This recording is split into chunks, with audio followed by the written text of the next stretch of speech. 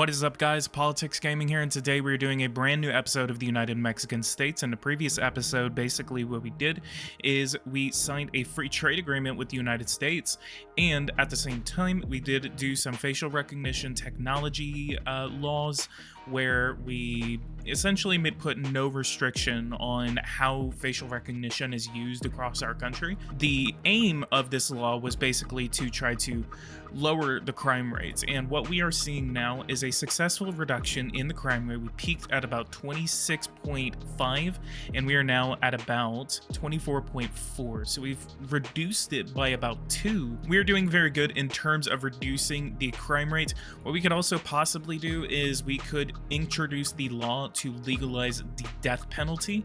The death penalty is a very extreme step, however it could dissuade people from trying to commit some heinous acts, and we need to have a hard line against crime, and the people seem to be pretty keen on supporting it. What we could do is maybe try to approach the PRI, or maybe try to get a little bit of support out of our own party.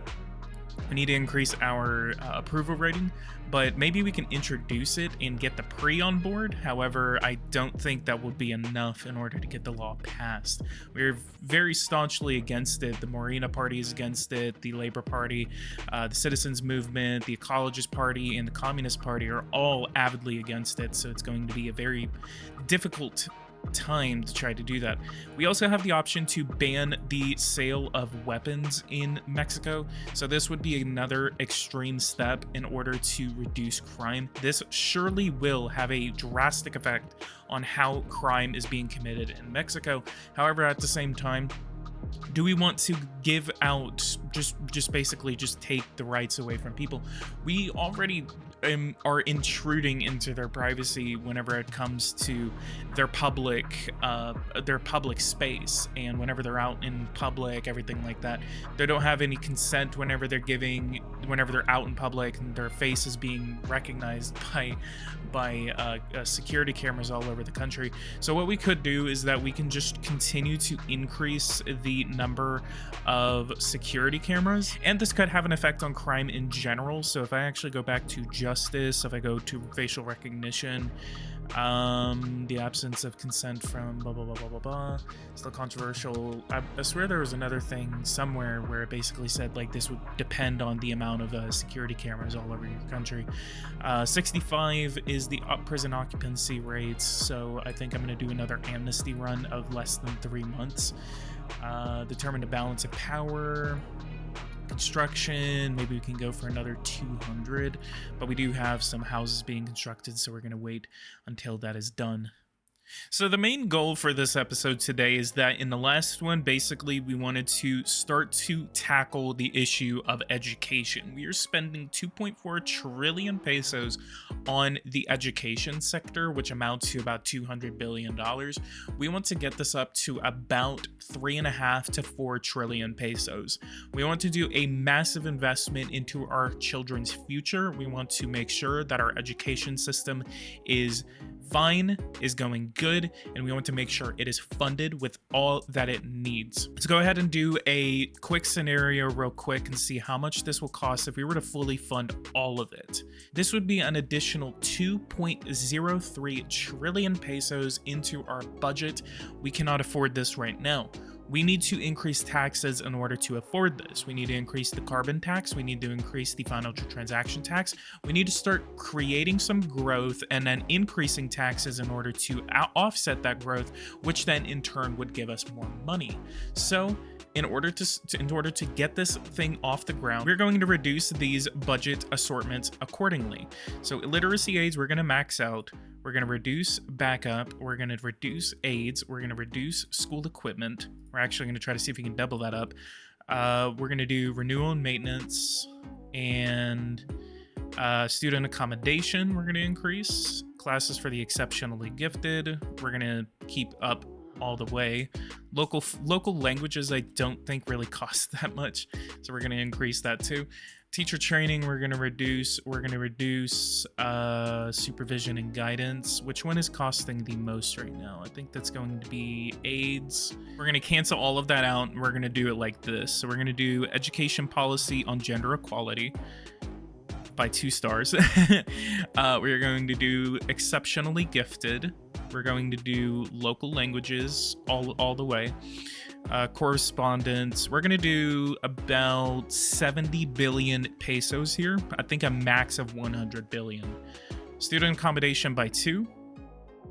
Yeah, we're going way over that. So this is like $13 billion, about 10 billion pesos here. We have 100 billion peso surplus right now. So again, we're gonna start to increase our growth in order to pay for all of this, and then we're gonna increase taxes as well. So we're gonna do a limit of 500 billion pesos now. So that'll be about $50 billion. That'll increase our deficit to at least 1.5%. I think it would go to 2%. We'll have a huge increase in our approval rating. However, at the same time, we would have a large increase in debt spending, and we would have a lot of people being disapproving of the amount of money that we are spending because of the massive budget requests that we have. So teacher training, we're going to increase right there. That increases it right past our budget. Supervision and guidance, we're going to do fully funding there because that actually isn't that much. We're going to reduce teacher training. We are going to do backup classes at 1, and school equipment and material 561.9 billion pesos here. This is about a $60 billion investment here in US dollars. We're going to confirm this over, see how much that increases our deficit. Right under my prediction, so we have our spending now at 3.04 trillion pesos, and our deficit is at 1.35%. Salaries, we're going to go over here. We're going to increase salary. We're going to increase manpower by 500,000 people. We're going to confirm this. That increases our deficit to 1.65%, 3.1 trillion pesos being spent on education. We're going to go over to scientific training, higher education, and secondary training. We're going to try to max all of this out, see how much that will cost us. That will cost us an additional 186 billion pesos. Actually, it will cost us 386 billion pesos. So what do we want to focus on here? General education is what we want to focus on. We're going to do scientific here. We're actually going to reduce secondary or general education. So we're going to have a limit of 2.25% in our deficit. So we're going to do an additional 200 billion pesos in spending here. So we're going to do medical training, scientific training, economic law and commerce, and literary and teaching. So actually literary and teaching we're going to increase fully. And agricultural we're going to increase, and then technical we're going to increase. We're just under 200 billion pesos. We'll go ahead and send that over. 2.32% in our budget deficit. What is the reaction to this now? We're going to go over here. We're going to increase the wealth tax to 15%. We're going to increase the wealth tax to ensure that we are able to pay for all of our education spending. We're going to max out wealth tax at 15%. And then we're going to create a reform. We're going to call this the Education Finance Act. That way, it basically, in the history of this game, we're basically knowing that this was the act that we embarked on in order to pay for a massive education increase. We're going to create this reform, and our deficit shocks back down to 0.65%.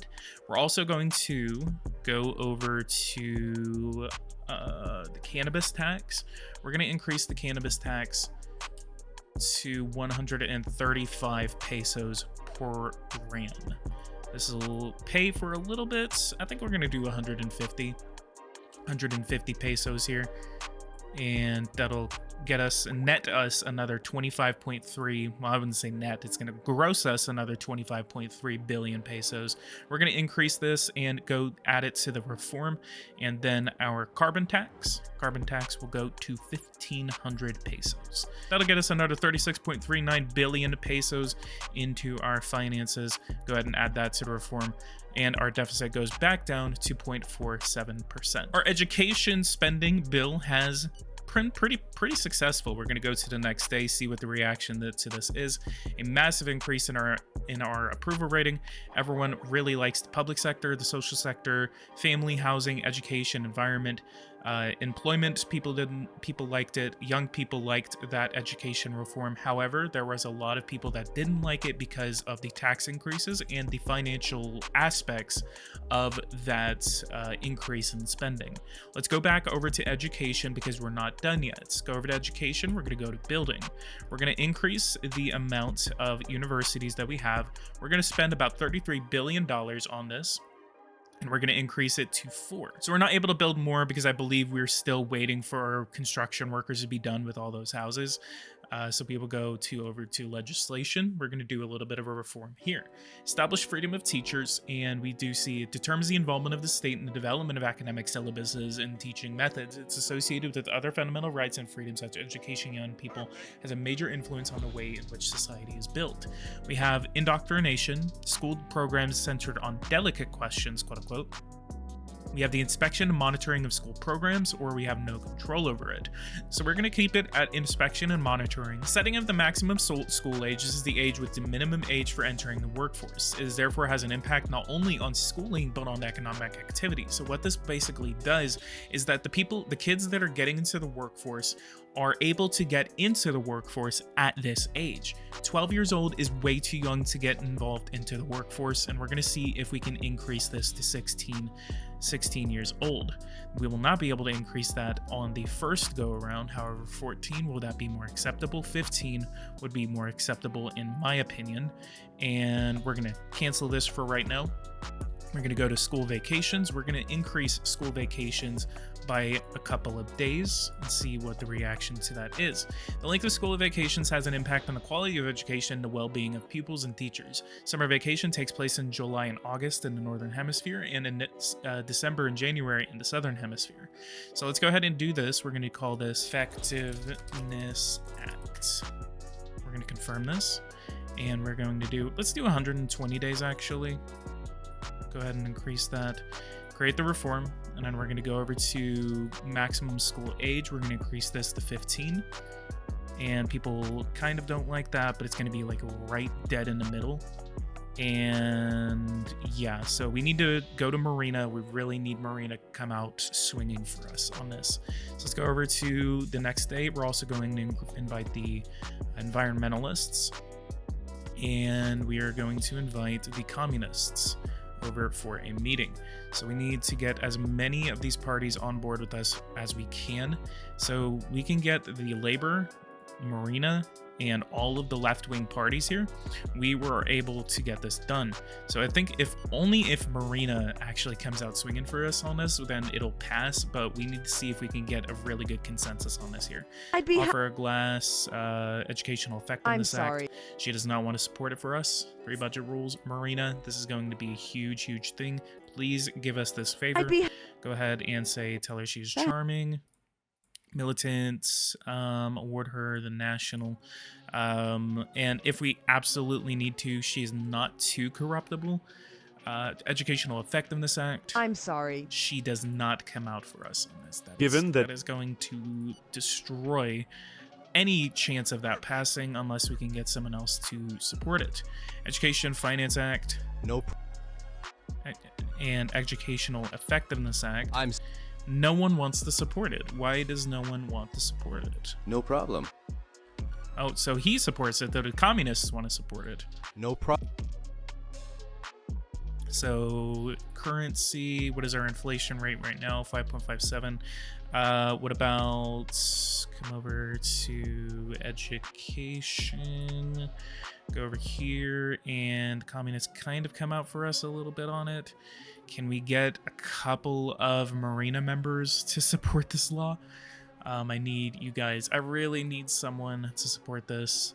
Popularity, percent of the population, degree over his or her fans, 100. Global political and electoral influence, 38. Go ahead and invite him over. He may be able to help us out on this. And we're just going to find someone that has effective political influence over the party. And he does not seem like he's able to support it, so that kind of sucks. We're gonna go forward a little bit right before the passing of the law. We're gonna try to meet with Marina one more time, see if they want to support it. If not, then we're just gonna take the L. All right, and we are back. It looks like that wall was not able to pass. That is a defeat for Claudia Scheinbaum. We have been very successful in this series. However, there will not always be successes. There will always be defeats, and we are going to take this with stride. We're not going to let this let us down. We need to make sure that our eyes are forward and on the plans. We're going to do things a little more slowly. Trying to do everything at once doesn't always pan out the way you want it to.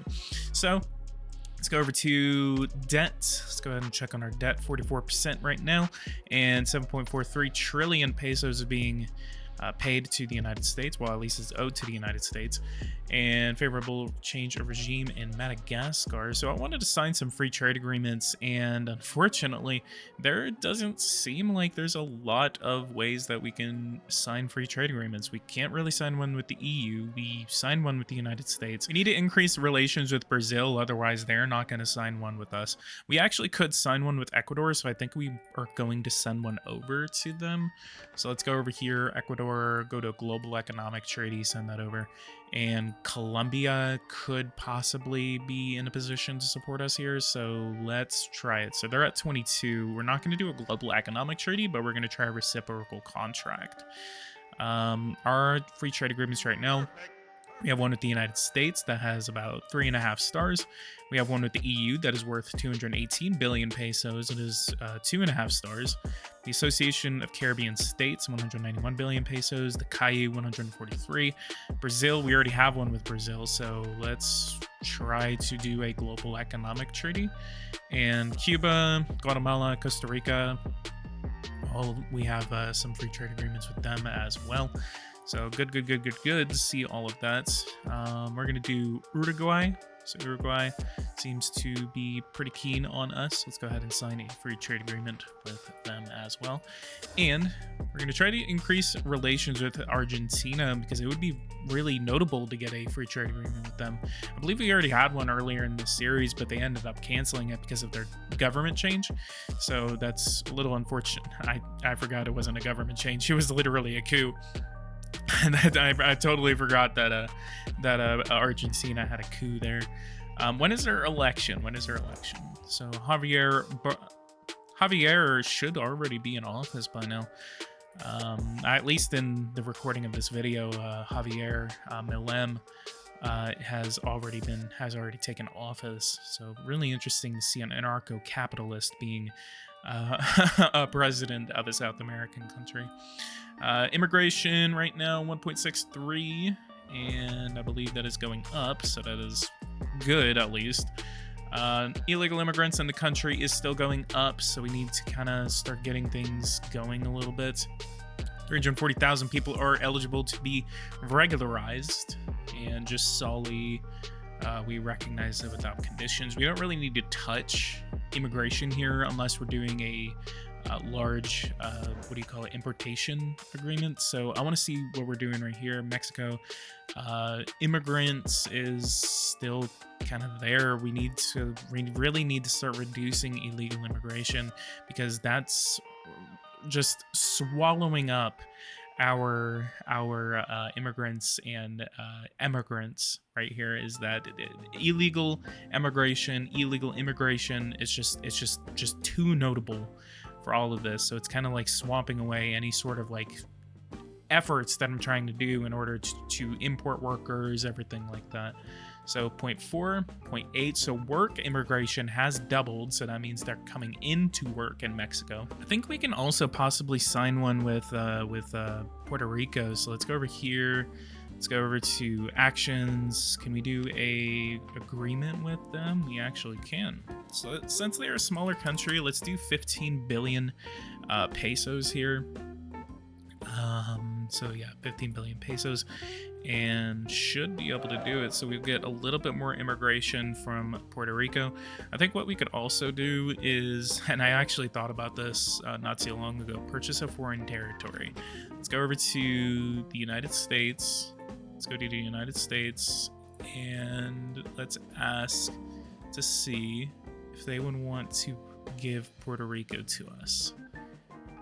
Puerto Rico. Where's the P's?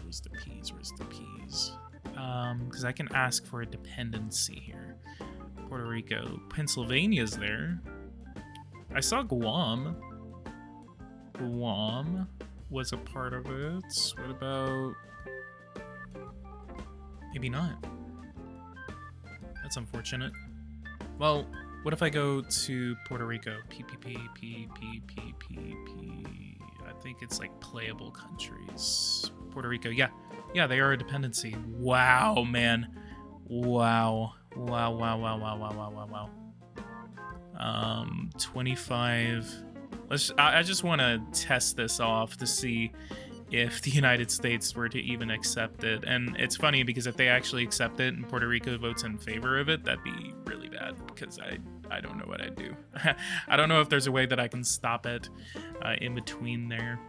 So Puerto Rico has accepted our immigration agreement, waiting for the United States to reject our purchase offer. Educational Effectiveness Act. The vote was held. Unfortunately, the reform did not pass, so very much to be expected there. El Salvador, reconnaissance of the ministerial target.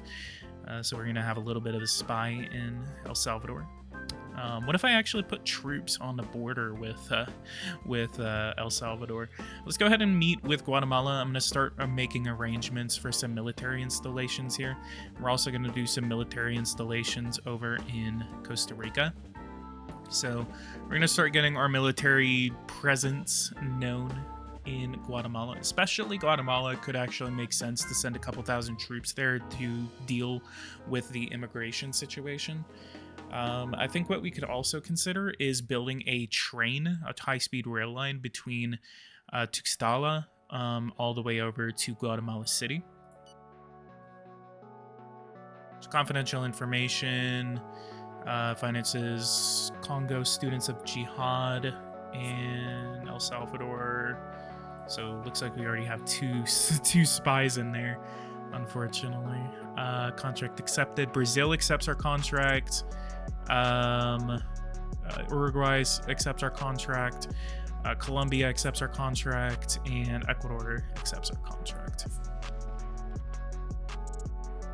Please don't accept it. Please don't accept it. I can't afford 25 trillion pesos right now, man.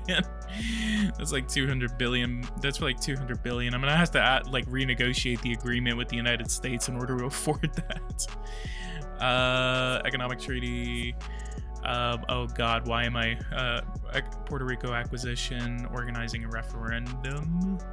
I highly doubt that they will accept it. There's no way that I'm going to be able to afford giving the United States 200 billion pesos over, or 2 trillion pesos, 25 trillion pesos over this entire thing. I think that is literally $2 trillion there. Like that is a hefty amount of money. Please tell me there's a way that I can cancel this, or if there's any way that Puerto Rico can just reject the referendum. I really don't want them to accept this referendum. Please. I can't deal with this right now. Renegotiate a military alliance. We're going to do a full-on alliance. We're going to go to renegotiate again. We're going to ask that they give us all of the land rights. So we're going to negotiate one more time. And if we need to, we're going to do this kind of slowly. So they'll accept that. And we're going to ask for air rights, and the land rights are always the worst one to ask for. That'd be really funny if it accepted it right there. All right, and Costa Rica gives us the same amount of issues, so I'm just going to kind of leave that for another time. Let's go ahead and go to the next day. We have we have 2 simultaneous natural disasters occurring in Mexico right now. So we have a wildfire and we have a heat wave. So the heat wave seems to have killed 3 people. We'll go ahead and do an emergency package of 1 billion pesos here. And to the wildfire, we're going to do another package, but except it's about 2 billion pesos. So let's go ahead and send both of those over. Should be able to help out. And the population affected by the disaster is in a very precarious situation. So 12 billion pesos are being sent over to help them. 9,517 hectares of forest have burned down to the ground. Meteorologists have just confirmed that a heat wave is affecting the country. I have already taken the necessary steps to Yeah, so he's basically just telling us about the heat wave that we already know about. Government effectiveness, 94% of the bills are passed by the National Assembly, which, again, we have some success. We have a lot of success, mostly success, but we don't have all success. So in some ways we're gonna have to settle for compromises, everything like that. Let's go over to Secret Service. Let's do national agents on the territory. Let's do 70,000. Let's go ahead and increase that. And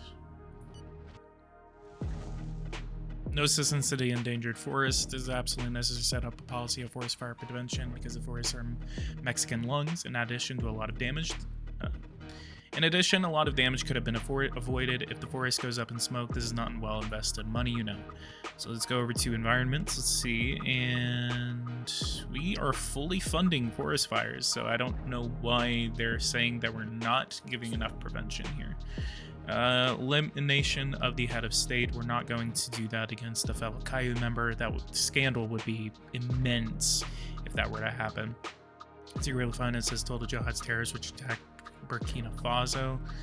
I have an idea. I have a really good idea. So because we have the proof, in order to confront him with it, he will give us military rights. So I really hope that he's able to do this. Confidential. I have proof, so we're gonna threaten to reveal it. So we're not going to do anything like assassination wise, but we could actually reveal that information in order to get him to step down. So let's go to here. Sure. Offer a coffee, tell him that we left the country, and threaten to reveal the scandals involving him. Without a doubt, our two countries have the means to improve their cooperation. My government is willing to make every effort to move in that direction. It goes without saying that this future collaboration must be built on complete confidence. Indeed, indeed, indeed. So let's go over to propose a military alliance, and this will make him keen in order to accept all of what we are asking for.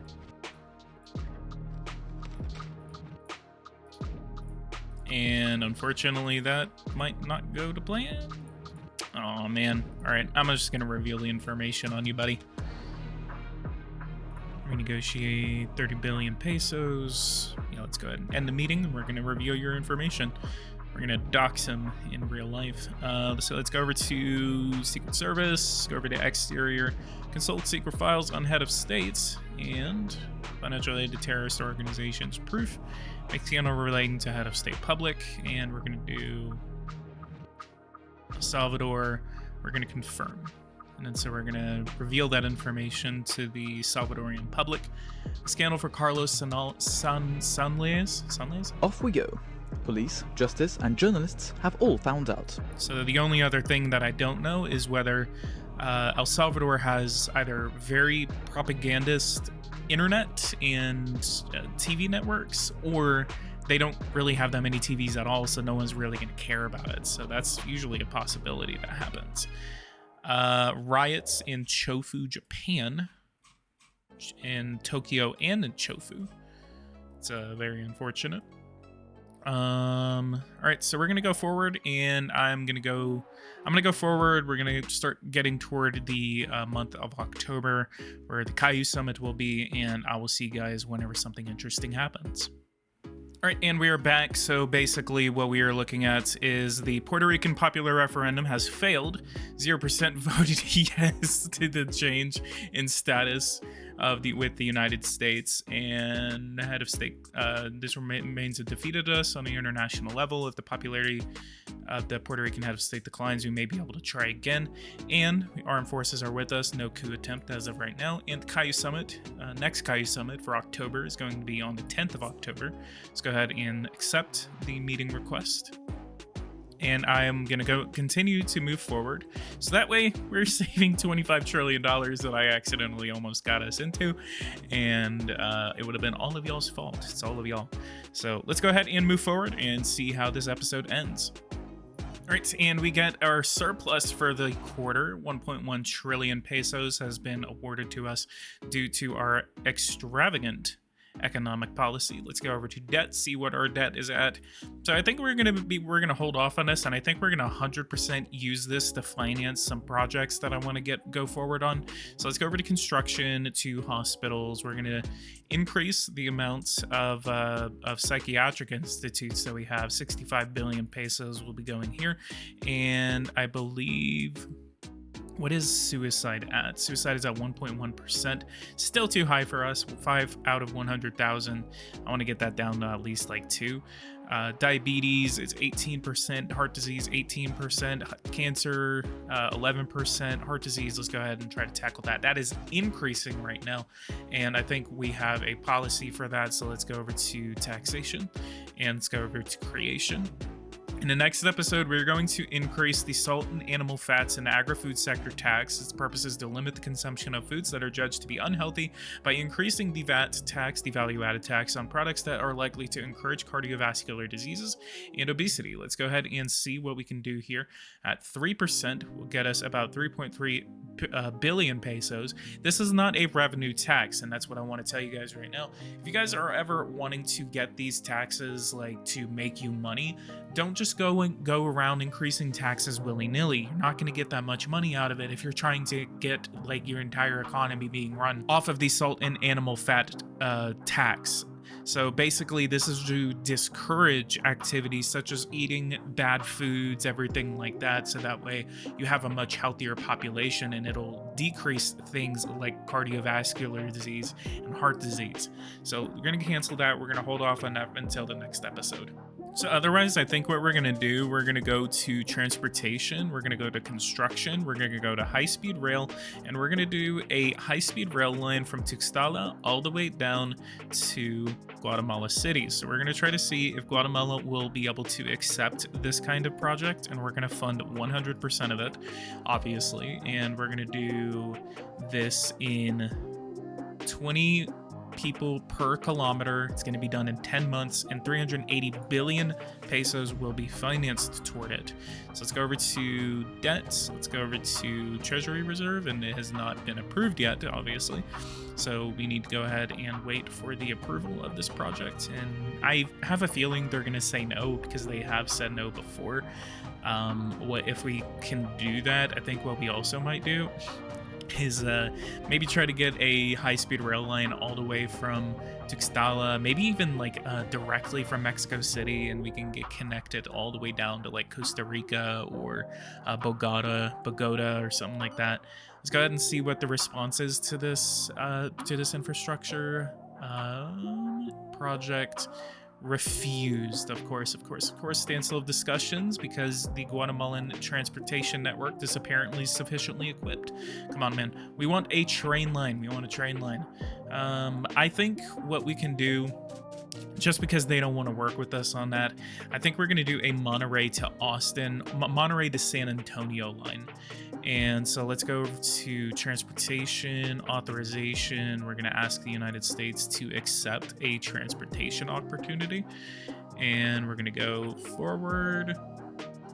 We're going to go to the 10th, which is the Caillou Summit. And the United States agrees to a potential partnership. So let's go over to transportation. Let's go to high-speed rail. And let's go ahead and stop right here. And we're going to do Monterrey. And we're going to do all the way up. We're going to go past these little cities right here. And we're going to do San Antonio. So San Antonio, we're going to fund it all the way. So we're not going to have the U.S. worry about the finances of such a project. Let's go ahead and do this at 20. And let's see what this looks like. Yes. Good. Hopefully that is passed. We already have a pipeline right here. We're going to do this at max. So we're going to max out the interest rate here. And 5.65. Quarterly unemployment is at 0%. Industrial sabotage, let's go ahead and say yes. And the United States says okay to the transportation network. So we're going to do some highways in the future, and as well we're going to do some high-speed rails. So we're going to do a high-speed rail between Monterrey and San Antonio, and another plan would be maybe like Chihuahua to El Paso, or probably Tijuana. I would want to do Tijuana to Los Angeles. That would be a really, really, really interesting one. High-speed rail project is accepted by Guatemala. Yeah, sure. The building site will begin. First of all, this is great for national tourism.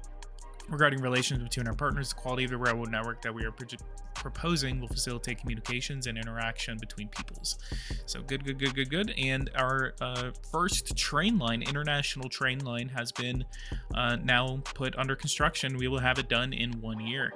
So good. I'm really excited to see that go forward. And I think what we could also do in the future, in the next episode at least, would be Tijuana to Los Angeles. That'll be really, really good to get our cities going, and we can have some train lines, especially coming in from Mexico City, all the way up to Monterrey. So that way we literally have a direct transportation network that goes all over Mexico and then connects us to the United States as well. There's going to be very, very busy train lines. 0.14% is our interest rate right now, so that is good that we finally increased it after how many summits we've already done. But again, we are very short of the 1% or at least 2% that I want to see for the interest rates. But other than that, guys, go ahead and leave a like, subscribe to the channel if you are new. If you guys want to see more content like this, hit that bell notification icon so you don't miss anything whenever I do make it on the channel. If you guys want to see more Mexico, go ahead and comment down below what your guys' thoughts are. I know you guys are interested in seeing a lot of more in-depth Mexican gameplay, so I am really excited that you guys are starting to kind of like, you know, pick up onto this series. And I thought it was kind of like a slow burner at first, but it seems like more episodes I make, the more popular the previous episodes become. So I will continue this until at least the end of the next term for the president of Mexico. So I still haven't really decided whether I'm going to change the Mexican constitution in order to have Claudia Sheinbaum run again, but we're very far away from that point, so I'll cross that bridge when we get to it. Leave a like, subscribe to the channel if you are new, and I'll see you guys in the next episode. Thank you guys so much for watching, and take care.